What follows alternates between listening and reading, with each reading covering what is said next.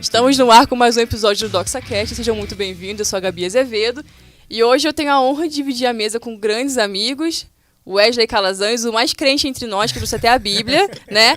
O primeiro convidado que traz Bíblia aqui nesse podcast, gente. Referência em pessoa. E o Daniel, que vocês já conhecem. Se você chegou aqui de paraquedas e não está entendendo nada que a gente está fazendo aqui, eu quero falar para você assistir o nosso primeiro episódio que nós lançamos na semana passada. Tá aí no nosso canal no YouTube. É só você se inscrever aqui também para continuar acompanhando nossos podcasts, ok? Então, pessoal, muito bom ter vocês aqui com a gente, né? Prazer, nossa. Vou fazer Alegria. a pergunta clichê que eu fiz para vocês semana passada. E aí, Wesley, como está a leitura bíblica? Conta pra Ótimo. gente. Então, prazer, pessoal. Prazer, Dani, Gabi. Privilégio estar aqui. Estamos novamente aí com esse empenho de vasculhar as escrituras e ouvir a voz de Deus, se relacionar com as narrativas e aprender com certeza algo novo que Deus tem para nós. Então, tá ótimo, graças a Deus. Já passei por Abraão e vamos avançar agora na narrativa. É isso aí. Hoje o tema do nosso podcast, assim, eu não queria dizer que é polêmico, mas acaba sendo um pouco, porque é algo que a gente escutou desde sempre. Né? Algo que desde criança alguém vira pra gente e fala: Jesus está voltando, o mundo vai acabar. Teve 2000, teve 2012, e pessoal aí, vários Nada vai videntes, falando várias datas e estamos aqui aguardando Jesus com Eu muita lembro. expectativa. Mas aí fica a questão, né? Como se manter acreditando na promessa, mesmo isso sendo uma fala comum que a gente... se a gente se deixar levar pelas distrações, a gente fica meio incrédulo em relação a isso. Né? Então, como se manter acreditando na promessa, mesmo aparentemente nada estando acontecendo? Uau.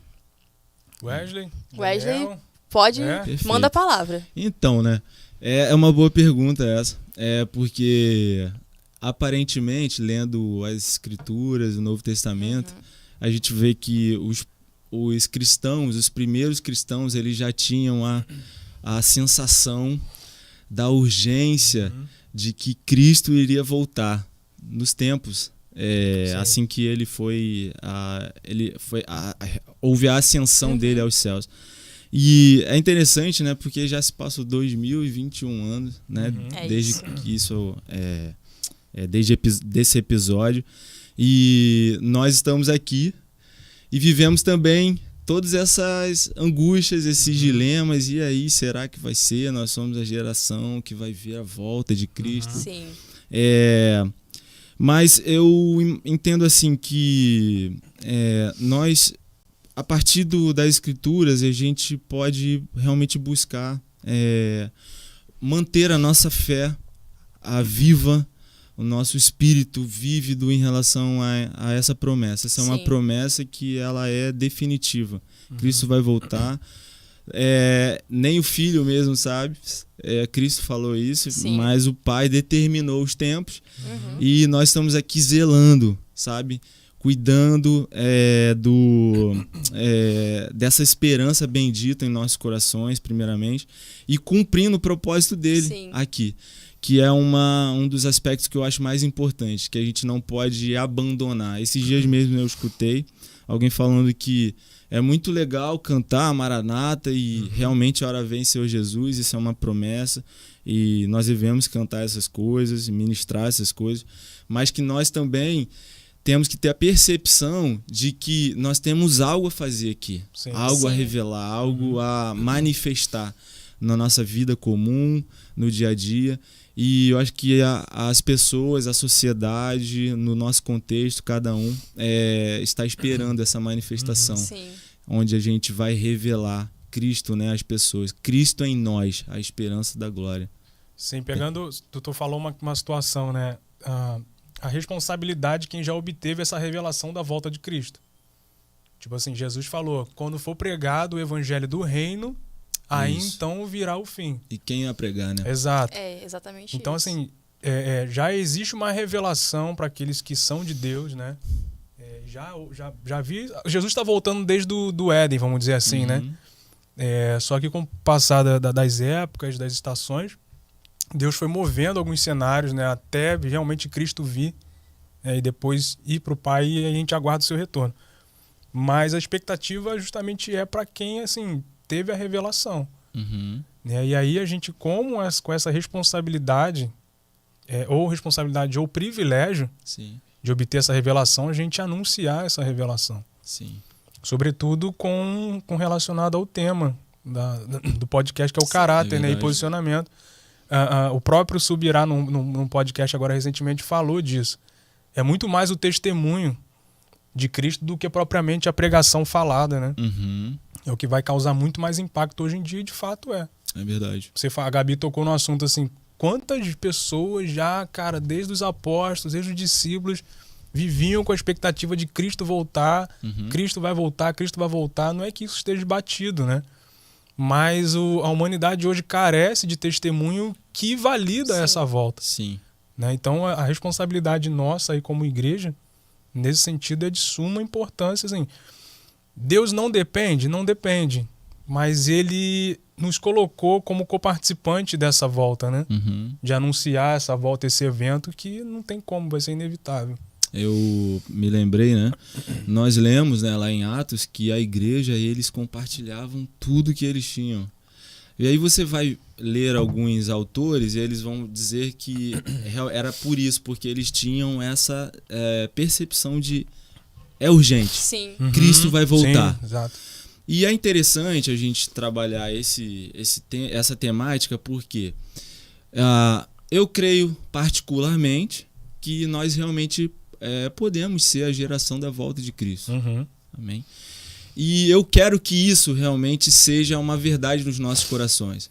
Porque se realmente nós estivermos com o nosso coração bem aceso, diante desse maior acontecimento da história, que vai ser a volta de Cristo, nós vamos viver a luz da eternidade. Sim. Nós vamos viver a eternidade aqui. Ou seja, por que um cristão no primeiro século ele compartilhava os bens, se ele tinha 2 casas, se ele tinha... Sabe, se ele tinha o transporte da época, eu ia falar carro. O Uber da época, Uber, eu não sei. Mas enfim, o que está escrito é que eles tinham essa disposição de compartilhar. Sim. Era porque eles entendiam que na eternidade aquilo ali não ia fazer diferença. Era irrelevante, né? Exato, Ou seja, então a realidade da eternidade esmagava todo aquele senso de, sabe, de acúmulo, de viver para obter coisas, entende? O materialismo.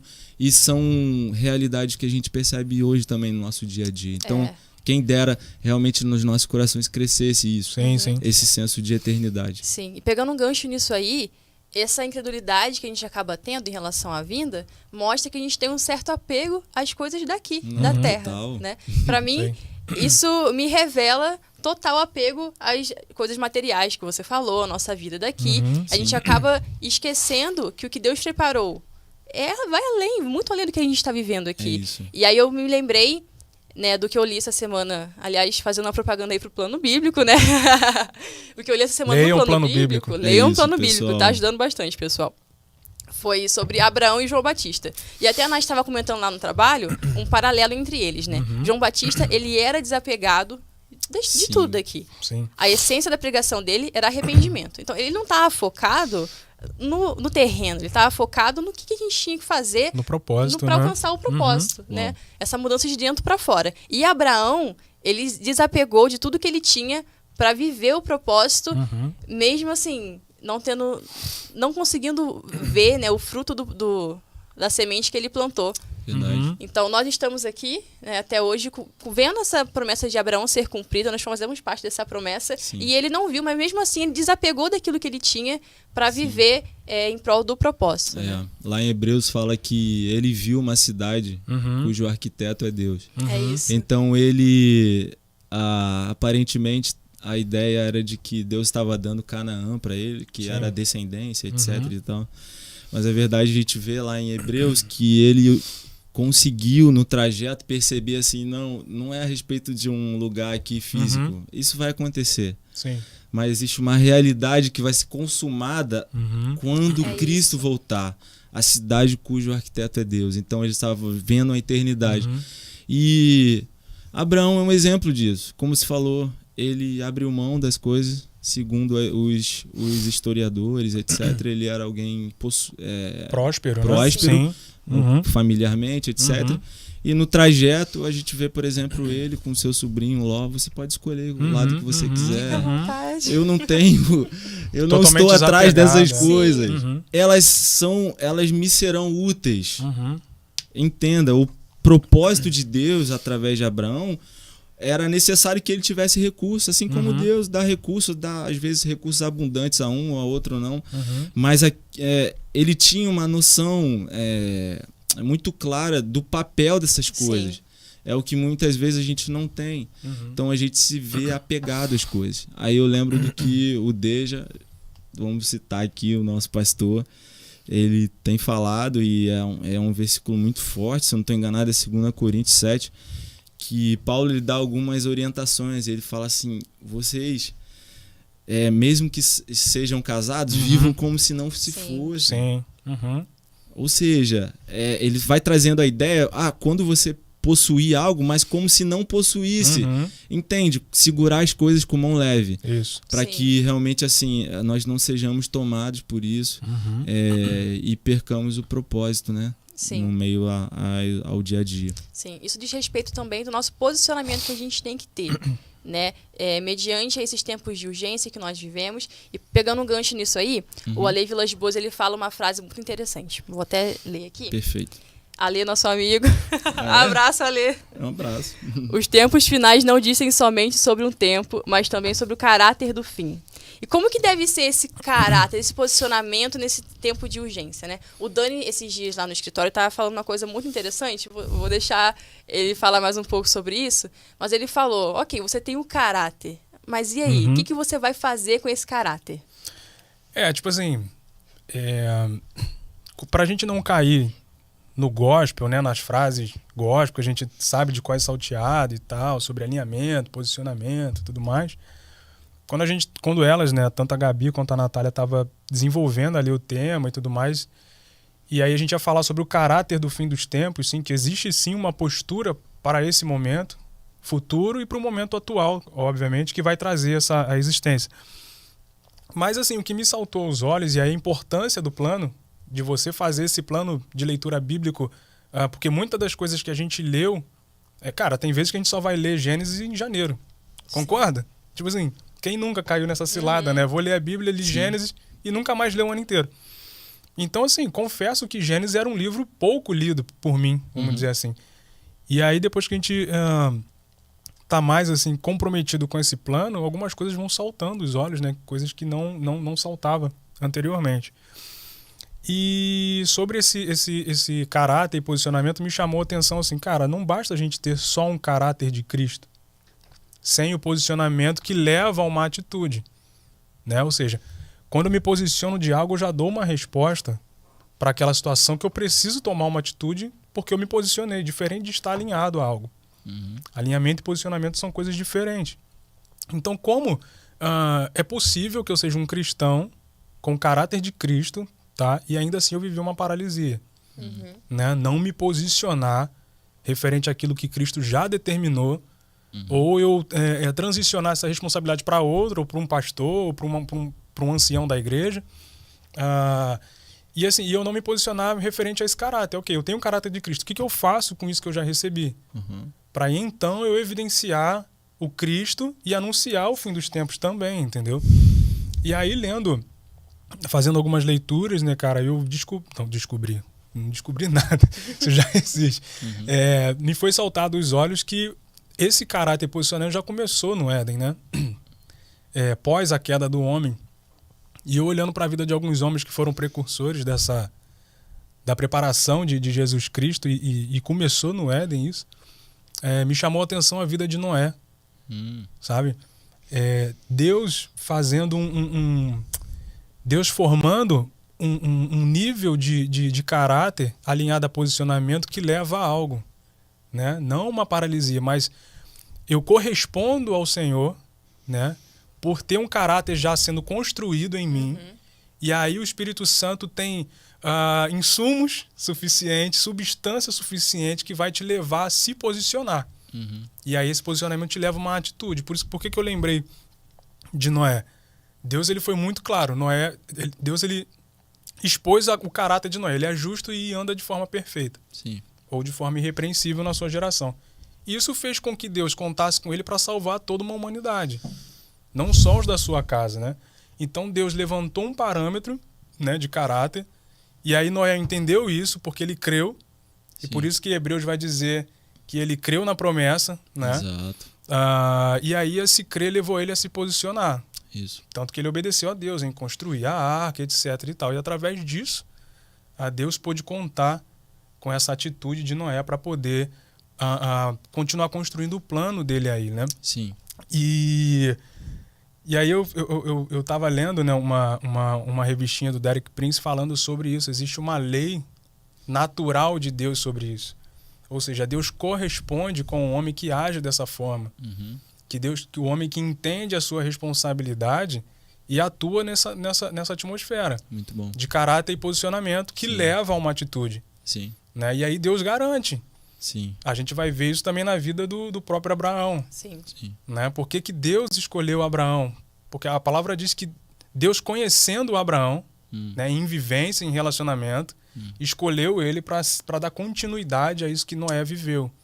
Isso. Né? Em construção de caráter, posicionamento da família de Noé.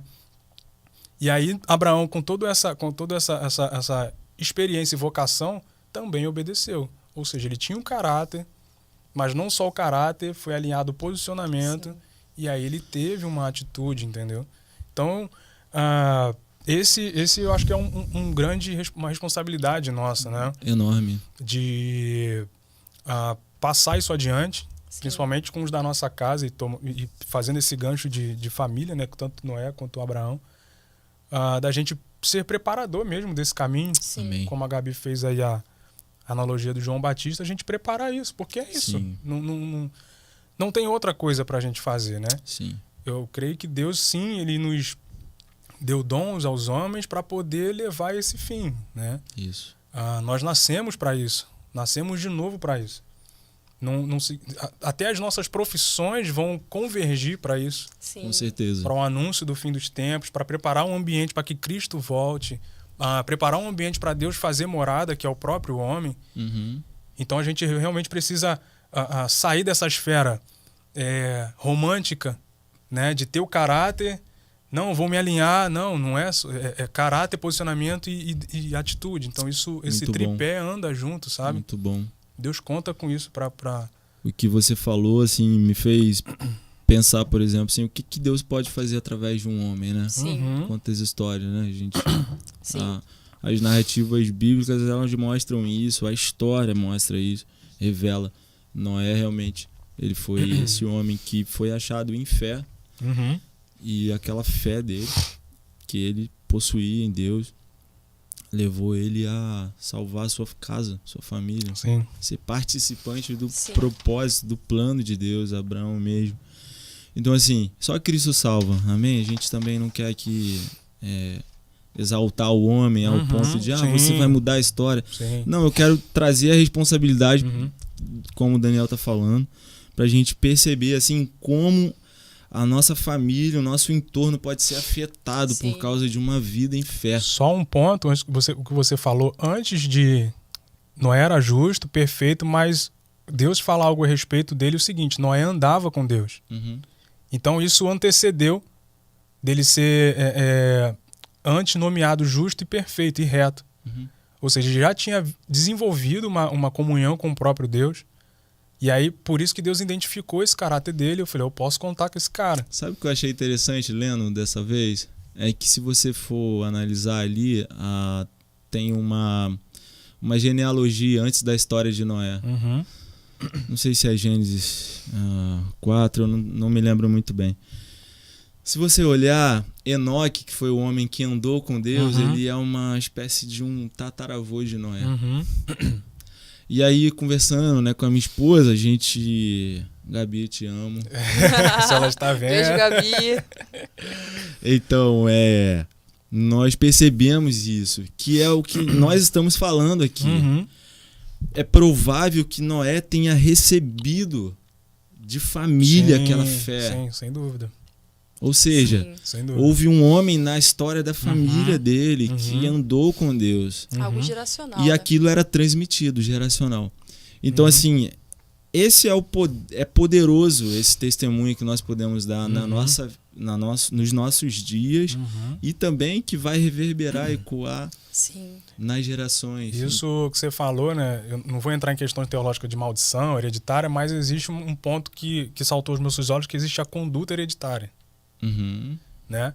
É óbvio que isso não determina o caráter da posteridade, dos filhos e tal, mas isso, tipo assim, cresce muito a chance de você ter um discípulo que vai dar continuidade com aquilo que você aprendeu. O próprio Jesus aprendendo de José e tudo mais. Jesus teve o parâmetro do homem justo que era José, né? E aí, tocando no ponto de Noé, porque ele teve essa referência, e o que eu tô querendo dizer é que a conduta hereditária, ela gera, sim, consequências, tanto para o lado positivo quanto negativo. Perfeito. Ela não garante, a conduta reta e diante de Deus. Desculpa, Daniel, está em Gênesis 5. Ok. Ali a gente vai ler no verso... fala que quando Noé plantou a vinha e tudo mais. No verso 18, aí fala assim, aos 162 anos, Jared gerou Enoque, depois nascimento de Enoque, etc. Aí o próximo versículo vai falar da história de Noé. Aí se você acompanhar, a história de Noé não, de Enoque, e se você acompanhar, Noé nasce após aqui, ou seja, 2 gerações depois nasce muito, um homem. Sim, muito próximo, vamos dizer assim, 2 ou 3 no máximo. E aí pegando esse gancho da atitude de Noé, né? Foi um homem, sim, a gente não tá aqui fazendo devoção ao homem, mas o cara teve um caráter, né? Que o próprio Deus validou isso. E aí eu tô querendo dizer sobre a conduta hereditária, que prepara para o fim, ou derruba para o fim, é que Noé teve, sim, a sua infelicidade de se embriagar naquele ponto da vinha. E aí o Noé construiu uma cultura familiar, acredito eu, teve muito tempo para isso. E um dos seus filhos teve uma atitude de envergonhar o seu pai, Noé, né? Zombou dele. Eu acredito que esse filho teve o mesmo ensinamento que teve os demais. Só que esse, por opção, escolheu não fazer aquilo que talvez Noé não faria. Entendi. E aí Noé foi taxativo. Esse vai ser amaldiçoado, esse não vai ser abençoado, esse filho. E aí os outros 2 filhos tomou uma atitude que talvez Noé tomaria, de cobrir o seu pai. Uma atitude honrosa, uma atitude na qual eles também aprenderam em casa. Perfeito. E aí Noé foi taxativo, vocês serão abençoados. Então, assim, a conduta está casada, né? Ela sim, como Noé viveu isso, ele estava tentando passar isso também, preparando a sua geração para o tempo que viria. Perfeito. Né? Então, essa conduta ela é muito, assim, de suma importância para a gente dar continuidade aí na nossa geração. E é importante falar porque as escrituras revelam que os dias serão como os de Noé. Então, Cristo vai voltar nesse contexto, então a gente aprende muito com a vida dele. Isso que vocês falaram sobre ser algo geracional, muito interessante, porque, por exemplo, eu fui me dar conta dessa urgência um pouco depois de grande, né? Então, às vezes a gente acaba deixando passar, deixa a criança não tão atenta quanto a esses assuntos, mas como introduzir isso na geração mais nova que a nossa, como fazer eles também terem esse senso de urgência quanto a preparar o caminho, quanto a viver um caráter reto aqui na Terra. Muito boa. Eu preciso ser humilde e passar isso pro Daniel, só queria fazer uma consideração, porque ele é o único pai aqui entre nós, né? Sim. Então ele pode falar com mais propriedade. Mas assim, a gente tem uma oportunidade tremenda, né? Eu creio que o Daniel vai falar sobre isso, assim, do que nós podemos realmente gerar como família, como lar, sabe? E realmente assim enviar os nossos filhos assim como uma flecha poderosa mesmo para a transformação do mundo. Cara, a gente não pode falar de exemplo sem a gente estar vivendo, né?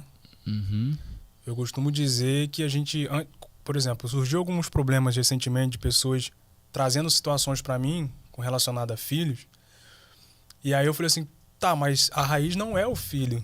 A raiz está um pouco antes, a raiz está talvez nos pais, né, que não projetaram o filho para algo. E aí a gente está cobrando o filho de alguma coisa que nós não estamos vivendo, como pai e mãe. Filhos sem pai, né? Exato, filhos órfãos, né, com pais em casa e tudo mais. Então, para mim, e aí eu também descobri isso depois que eu me tornei pai, eu aprendi a ser filho, né? Depois que os meus filhos nasceram, eu aprendi a ser filho de Deus, de fato. Então, assim, eu penso que tudo começa no individual, né? E aí, como Deus, desde o início, ele conta com o homem, né? Tanto para o bem quanto para o mal, o homem sofreu consequência. Ele disse que a terra seria maldita pelo homem depois do pecado. Então a gente já precisa entender, primeiro, que existe uma sentença sobre nós de maldição por conta do pecado. E aí a gente precisa resgatar essa cultura que Deus iniciou no Éden, né? Deus tinha um plano já no Éden de se relacionar com o homem e fazer esse homem uma referência, um espelho de Deus, né? Perfeito. Tanto que, se talvez não houvesse o pecado, todos seriam imagem ali, né? Porque existiria essa referência. Enfim, não vou me deter a isso. Mas o que eu posso dizer sobre a gente ser referência, principalmente para os da nossa casa, porque eu acho que é o ponto de partida. Uma igreja só é saudável porque existe um lar saudável, uma família saudável, né? E aí sim uma cidade, um estado, uma nação.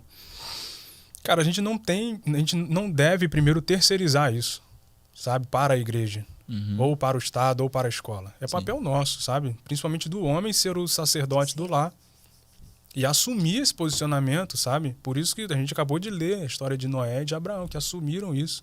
Sim. E obtiveram a promessa na qual Deus já havia liberado para eles. Então, parte de nós, primeiro, querer, sabe? E não só querer, mas identificar onde nós caímos. Porque se a gente olhar 2, 3 anos atrás, a nossa vida corrida de trabalho, de estudo, e tem que ser mesmo, Deus nos mandou de volta para casa. Correto? Ficamos impedidos de sair nas ruas, de trabalhar, muitos perderam o emprego. Então nós fomos obrigados a conviver em casa. Sim. E aí, a encarar, né? A encarar a realidade, exato. Exatamente. Talvez eu não sofri isso porque foi quando a minha filha nasceu durante esse momento de quarentena e tudo mais, e ela era bebê. Mas agora que ela já entende, com 2 anos de idade, cara, a gente discipula ela, sabe? Porque nós entendemos, em Deus primeiro, que nós deveríamos nos arrepender, sabe? De quem ainda nós éramos, cristãos, ok? Mas assim, a gente não tinha essa mentalidade de preparar os nossos filhos para tal. Sim. E aí a gente, como cobrar vida de quem está morto, sabe? Como eu vou expressar ou cobrar do meu filho uma atitude se eu não tô sendo aquela principal referência? Eu li uma frase que eu não sei de quem é, mas fala assim: os filhos devem se orgulhar dos pais que têm, devem se gabar dos pais que têm. Os pais devem ser a primeira referência para os filhos, sabe? Não lá fora. É por isso que a gente tem muitos filhos que se perdem, porque não existe a referência em casa. Sim. Então, de uma forma bem prática, não vou me alongar muito, cara, se Cristo já nos conquistou, já está na palavra dele o que devemos fazer, né, referente a isso. E a gente deve se posicionar já através do caráter que nós já temos. Isso. Foi aquilo que eu falei no início. Muitos pais têm o caráter, mas não têm o posicionamento. Eu sei que eu devo... eu sou o cabeça da minha esposa, Cristo é o cabeça do lar, eu sei que eu devo guiar o meu lar para isso, mas eu não faço. Sim. Sabe? Não faço. E aí, como a gente vai cobrar dos nossos filhos? E de forma prática, a gente sim precisa sentar à mesa, ler as escrituras, orar, testemunhar, principalmente, com as nossas atitudes. Sim. É preparar uma geração, como você falou, eu também creio que a gente é a geração que vai ver Cristo voltar. Né? Mas e se não for? Né? A tendência, de fato, não é melhorar. Trabalhado em prol disso, né? Exato. Então, assim, existe uma responsabilidade que é uma bênção, tá? Não é um peso, muito pelo contrário. Mas é trabalho. É trabalho, né? Mas, assim, o próprio Paulo falou que ele se gloria, né? No sofrimento, na labuta ali, por amor a Cristo. Sim. Então, o sentimento é esse. A gente precisa ser pais geracionais, entendeu? Que tá preparando os filhos. É isso. Para preparar o caminho também, entendeu? Esse é um outro podcast, né? É verdade. É verdade. Terceiro episódio do podcast. Vou chamar o Daniel de novo. Não, chama o Nel Braga. Queremos verdade, você Nel aqui. Braga, vem pro podcast. Antes de continuar nossa conversa, eu quero convidar você que está nos ouvindo. Se você está gostando desse conteúdo e quer que ele chegue a mais pessoas, compartilhe o link dessa live aí com as pessoas que você acredita que vão ser abençoadas por esse conteúdo. Mas vamos voltar aqui a essa conversa. Nós falamos muito aqui sobre o caráter de Jesus, né? Sobre ter um posicionamento, mas vamos lá, em passos práticos. Muitas pessoas podem se perguntar, como que eu faço isso? Né? Como que eu posso ter o caráter de Jesus? A gente sabe que a Bíblia ela é totalmente instrutiva em relação a isso. Né? Então, é o primeiro caminho para se alcançar esse patamar. Mas e qual a opinião de vocês sobre isso? Eu vou deixar o Wesley Calazans, passou para mim, eu passo para ele. Então tá. Levanta e corta. Eu creio assim, a formação do caráter, ela acontece através do exemplo, né? Como o Daniel falou. Agora, como isso é formado em nós a partir do caráter de Cristo ou aquilo que são os atributos de Cristo, né? Eu acredito que é através do relacionamento com as próprias Escrituras e com o Espírito Santo, certo?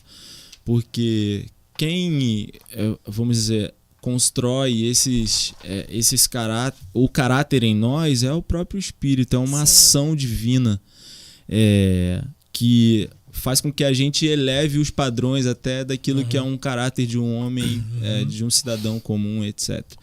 Então, assim, essa construção é feita pelo Espírito. Sim. Mas eu não tenho como, vamos dizer, se eu não me relacionar com as Escrituras, eu vou tatear, eu vou achar que a justiça dos homens ela é, vamos dizer assim, a altura da justiça de Deus. Então, assim, é muito bom aquilo que nós recebemos e aquilo que nós aprendemos através da nossa formação, né, de vida, vamos dizer assim, dos nossos pais, família, etc. Mas a gente precisa entender que Cristo, ele deu a nós uma possibilidade de nós sermos como Ele.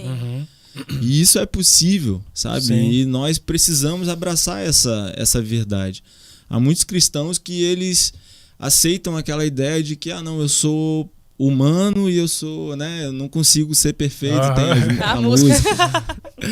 Mas eu particularmente, assim, esse não é o evangelho.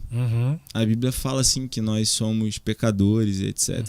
Mas a Bíblia fala também que nós podemos ser santos como Ele é. É um padrão alcançável, né? É isso. Sim. Então eu preciso me relacionar com as Escrituras em ver Cristo. Ele é um homem acima da média, sabe? Então eu almejo ser como Ele. Sim.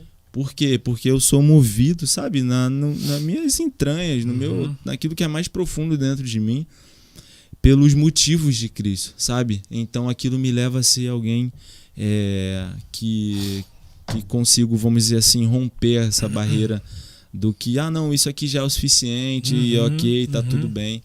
Não, Cristo ele falou assim, olha, se a justiça de vocês não exceder em muito a dos publicanos, vocês, parece como se fosse assim, vocês não estão entendendo muito bem. Então, assim, nós temos realmente um dever de ser como Cristo, e isso é desafiador.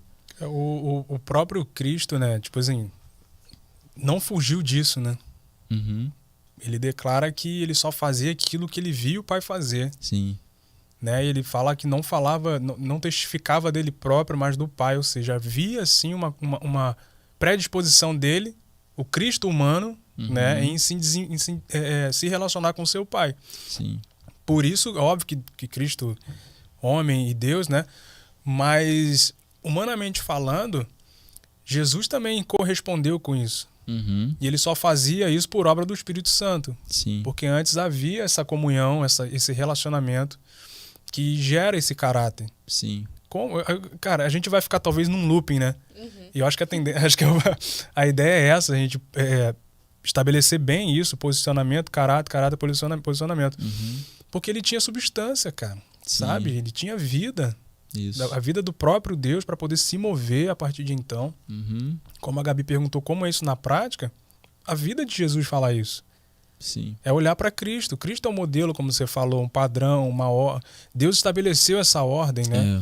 Um nível ali, aumentar de fato o sarrafo isso mesmo. da nossa conduta cristã olhando para Cristo. É isso. E aí a gente não tem como fugir ou pegar atalho. Porque Cristo ele se coloca como alguém que seria o mestre, né? Ele era o rabi. Então ele fala assim, aprendei de mim. Então ele está realmente colocando as pessoas que estavam ouvindo eles num lugar de assim, vocês precisam ser alunos.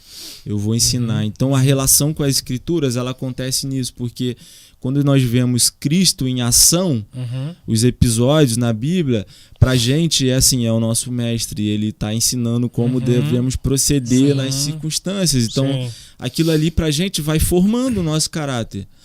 E tem algo assim no meu coração que eu ouvi de um pastor uma vez, assim, sabe? Eu gostaria de colocar isso agora, que assim, a gente deve amar ser santo. Cara, isso faz muito sentido pra mim.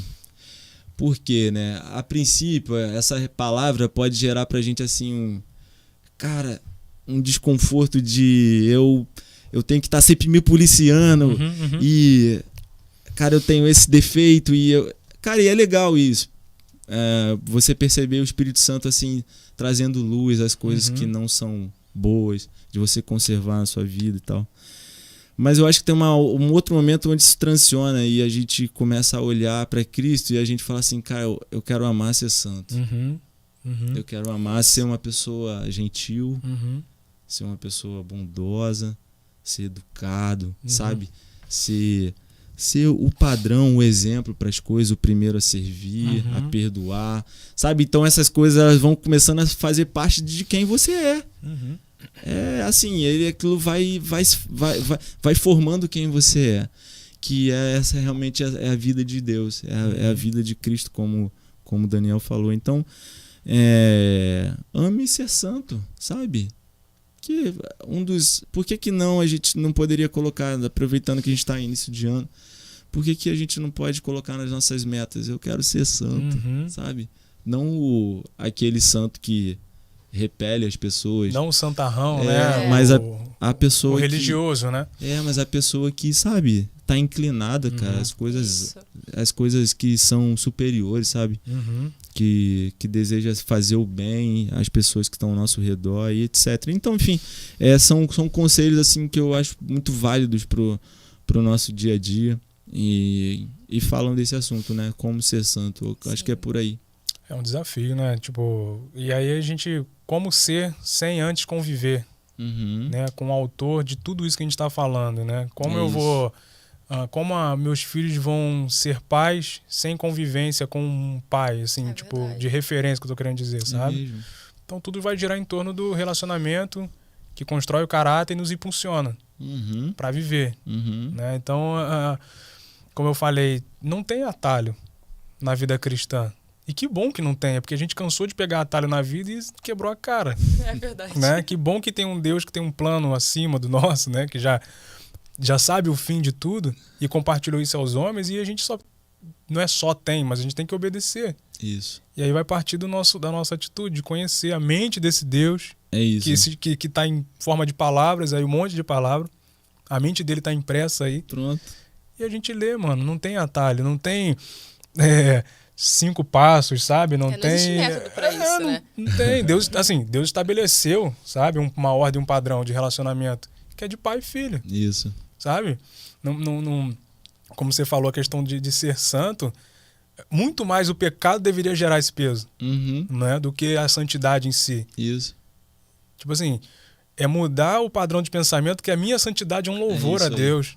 Sabe? E testemunho para os homens. Eu sou um santo que agora sim eu escorrego, acidentalmente eu peco. Então essa é a consciência de origem, né? De que nós nascemos de novo. Eu me lembrei de um episódio muito interessante. Certa vez uma pessoa que ela participava do nosso contexto de reunião, etc. E por alguma razão não estava mais.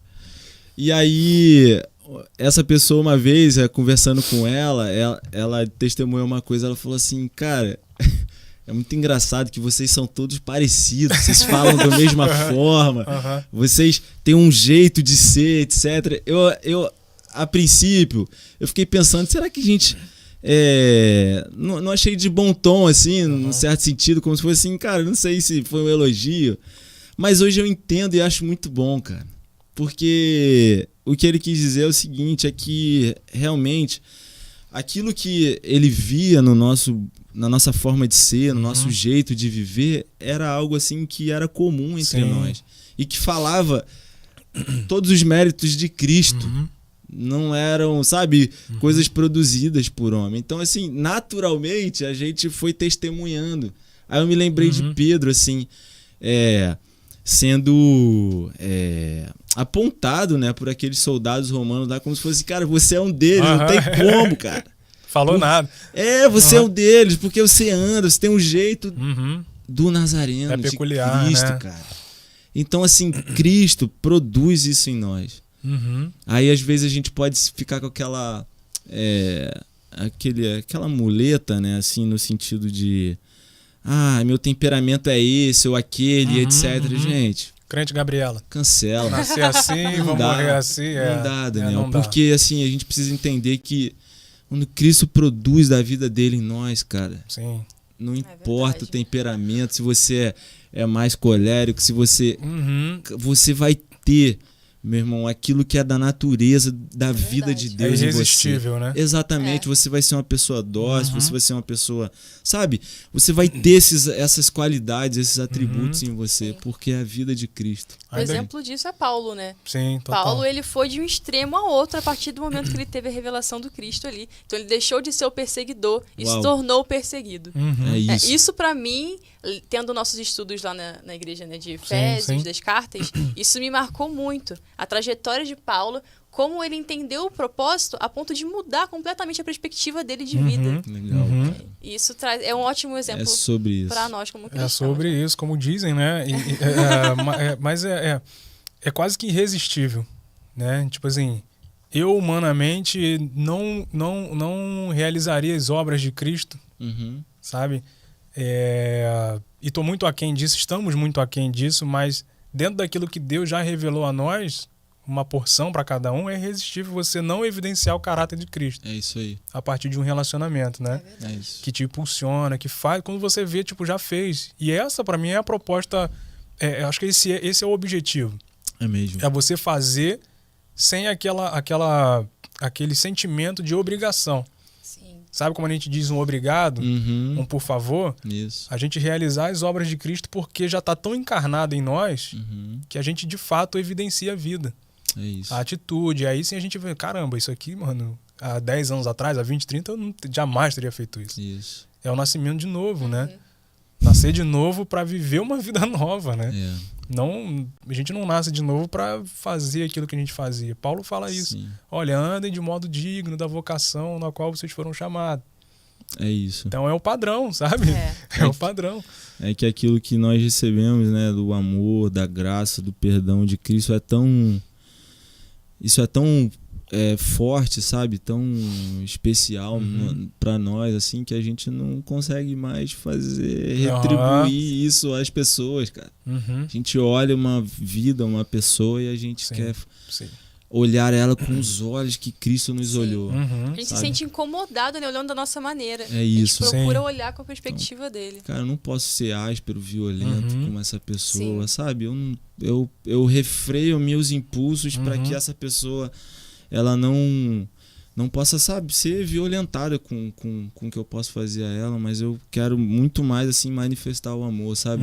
Então, por quê? Porque o Cristo falou, né? Vocês devem amar o seu semelhante como vocês mesmos. Então, construir realmente esse caráter aí pro final de tudo. E eu não sei quanto tempo a gente tem ainda, mas 10 minutos. Eu lembrei até, tipo, esse assunto desse podcast hoje ficou muito na minha cabeça esses dias, né? Caramba, o fim dos tempos, o caráter do fim. E eu também penso que para cristão, tipo assim, pode ser um nível maior de testificação da nossa fé em Cristo, sabe? Amém. Onde as coisas possivelmente sim vão piorar, a pressão vai aumentar. E aí quem nós somos? Sabe? Joio ou trigo? Né? Quando o calo apertar de fato, nós negaremos o Cristo? Sabe? Ou vamos continuar anunciando e insistindo naquilo que nós cremos? Sim. Diante daquela revelação que nós tivemos lá atrás e que de forma graciosa Deus continuou se revelando, se mostrando, nos acariciando dessa forma, sabe? Sim. Como um pai que ele é. Qual vai ser de fato a nossa posição nesse tempo do fim, né? Sim. Gabi, se você... Fica à vontade. Tá bom. Flow. Enquanto nós conversamos, né, eu tenho pensado assim, em como eu posso ser mais intencional, até no sentido como o Daniel falou lá no início, assim, nós temos essa incumbência, né, de pregar o evangelho. E de uma forma também assim, a gente pode ter uma noção de, sim, a gente deve testemunhar isso com o nosso caráter, nosso jeito, mas também nós devemos pregar o evangelho, a gente falar das coisas de uma forma clara e nítida, sabe, compreensível. E estão linkando, né, com essa temática dos últimos dias, do fim e viver, sabe, com essa perspectiva da eternidade. Sabe, como a gente pode, no dia a dia, sabe, mudar um pouco mais a nossa postura. E a gente entender, assim, tanto a nossa rotina, o trabalho, que ele é um aspecto tão importante na nossa vida. E a gente passar também passando a pedir a Deus, sabe, assim, que a gente possa realmente se conectar às pessoas ao nosso redor, sabe? De uma forma assim muito intencional, eu tenho pedido isso a Deus para que eu possa ver assim aquilo que tem sido tempo, né? aquilo que tem assim realmente assim feito mal, vindo contra as pessoas, e as pessoas que estão abatidas, que estão tristes, que estão desesperançosas, que estão com a família, sabe, com problemas, e eu quero ser assim uma semente ali, meu irmão. Eu quero ser uma pessoa, um testemunho, sabe? Eu quero me comprometer com aquilo ali. Eu acho que a gente precisa recuperar essas coisas, sabe? E entender o nosso propósito também para esse tempo dessa forma, sabe? Percebendo Deus nos colocando nos lugares por causa das pessoas.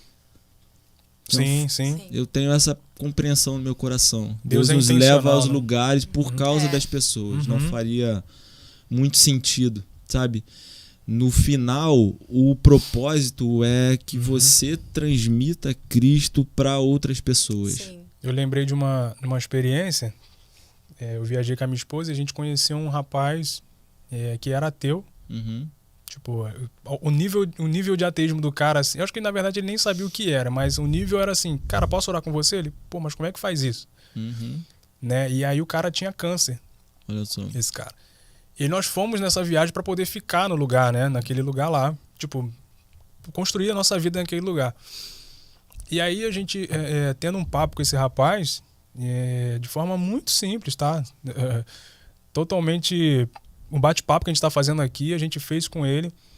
E aí ele expôs a questão da enfermidade dele.